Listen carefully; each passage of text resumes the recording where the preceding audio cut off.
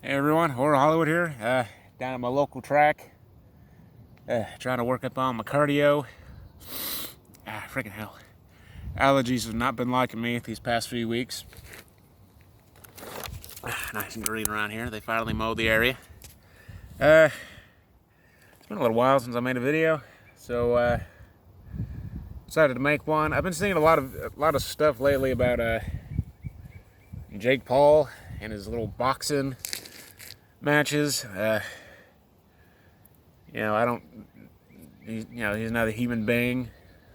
Whether he's better looking than me or more famous than me, I don't really think should matter. I think he should be able to talk about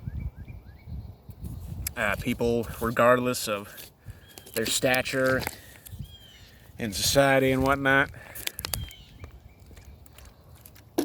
So really, I really wanted to kind of talk about MMA, boxing, ground fighting, and all likes of that. I've had a few family members who've gone in MMA. My mom did jujitsu. My uncle did. Actually, I don't remember what he did, but both of them fought in a few cage matches. They went against ground fighters, stand-up fighters, a bunch of different kinds of stuff. And I just been seeing stuff like Jake Paul's fighting a retired NBA guy, another YouTuber. Recently he just beat a ground fighter. And when it comes to that kind of stuff, there's some people who want to focus on one thing, and then there's people who want to kind of focus on a lot of different kinds of stuff. Boxing is boxing. You punch a lot. Ground fighting is a mixture between submissions, takedowns. Primarily trying to get your opponent on the floor so you can take them out in your own way. And it kind of goes back and forth between whether or not he's actually has been actually training in boxing, or whether or not he's just kind of doing this for the whole payment thing. I mean, if you're purposefully choosing people who aren't good at stand-up fighting, or people who don't really fight that much to begin with. I mean, when you're in sports, you tend to be a little bit more athletic than the rest of us people, because that's kind of what your sport is, and you want to keep yourself in top shape for it. But being physically active doesn't necessarily mean that you're going to be good in a specific. If you're good in basketball and you're in shape, doesn't mean you're going to be good in baseball. Ask Michael Jordan. But the thing is, between boxing, stand-up fighting, ground fighting, there's, in some times it's kind of like the Fire Emblem triangle. One thing could be good against the other, and the other thing could be good against that. It also really depends on the person, their experience, on whether or not they're good at that particular style. There's been some fighters who they want a little bit of both, just in case if they can't keep it on the floor or standing up, they can at the very least, be able to hold their own in both regards. Freaking bug. Whereas some people just kind of want to stick to one thing. That's kind of their thing. They might not be good at stand-up, or they not be good at ground, but at the very least, if they can get the person on the ground, that's going to be their kind of go-to. If you're going against a ground fighter, a strict ground fighter, you more or less know kind of what they're going to be trying to do. They're going to try to get you on the floor, and they're going to try to submit you, or get you in a position where they can just pound your face into a nice pile of mulch.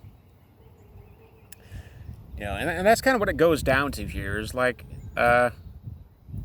even if you got two people who are good at standing or good at ground fighting, that doesn't necessarily mean they're both as experienced as one another. It doesn't mean they're going to be as strong, or their technique as good is the same. And I just kind of feel like if you're purposefully choosing people who aren't good at your particular thing, that doesn't necessarily make you a great fighter. If I'm good at boxing, I suck on the ground. I will want to try to keep it, in a position to where I'll be standing. Bloody hell, why was that so hard to say? But yeah. If I'm good at standing and I'm bad at the ground, yeah, I want to try to keep that position standing up. That way I can take them out. But going purposefully choosing people who aren't good at standing, or people who just haven't really trained in that particular field or care about it that much, it just kind of seems cheap. In a lot of MMA fights, I've seen quite a few MMA fights. I've seen ground fighters going against stand-up fighters. One person could be bigger than the other, so on and so forth.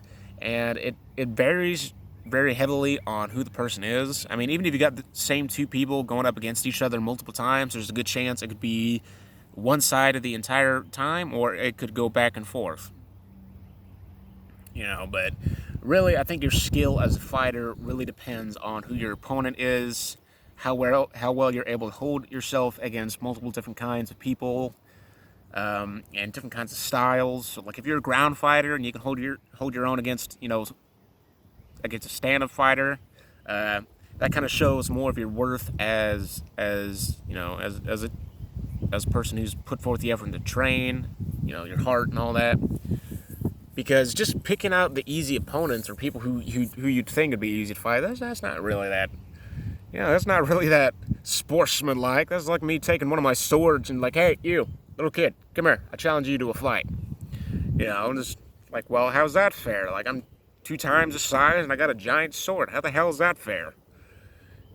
Fighting's not technically always fair, but, when you're choosing people who just, can't really amount up to what your particular style is, I mean, that's just, you're not really going forward with your max capability. You know what I mean? That's like, now if I go up against another person with a sword, that's my size, or somebody who's even bigger than me, with more experience than me, and I just so happen to beat them, that shows how my dedication to the art has gone. That means that I put the time, the effort, the training into trying to be better so I can beat people who could more or less be better than me. And I mean, I'm not really the person to go be picking fights anyways, but, if I'm going to be picking a fight with somebody, I'm going to pick a fight with somebody who's, my size, I guess. I'm not going to be going over and picking on some, little short guy or somebody half my age or older than me by like 30 years or anything like that. That's just, that's using technically my attributes against him. Like, if I'm going to get somebody who's 2 times smaller than me, I mean, I got the height on them, I got the reach on them, I probably have the strength on them, and like, how is that fair? I'm purposely going against people who more or less have a disadvantage against me. And that's not really sportsmanlike. Like I said, I think your real, the real proof to your character, to your dedication and all that, is going up against a broad variety of opponents. Go against people who might be better than you at hand-to-hand. Go against people who are, badasses in ground fighting. People who, have trained for years and, are still in their prime. Or people who, like,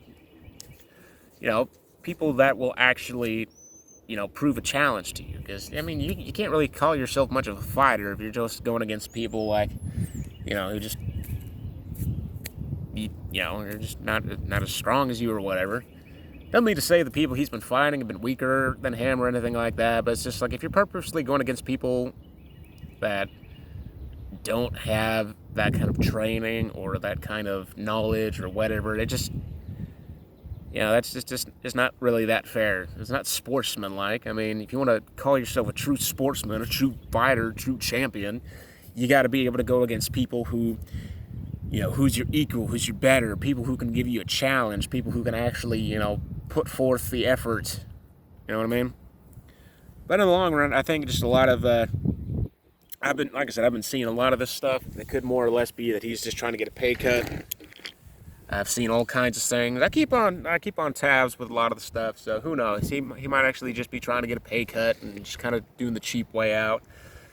I mean, it's not unnatural for people who are in one field to go to another one. There's people who've been in, acting or sports, have gone into different fields. I mean, Dwayne "The Rock" Johnson was a wrestler, and then he went into acting, which, technically speaking, there's reasons for that.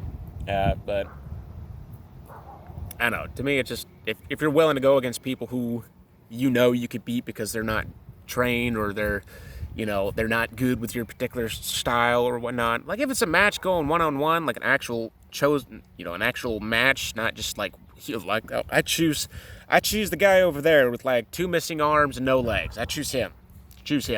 And then lo and behold, I beat him. Like, well, glad I spent $50 on seeing this tall dude face a guy with no arms, no legs. That was worth the money. Should have known who was going to win. Granted, knowing my luck and my expertise, I'd probably still lose against a guy with no arms, no legs. So, good match, guy with no arms, no legs. You beat me fair and square. Anyways, that's all me. Adios.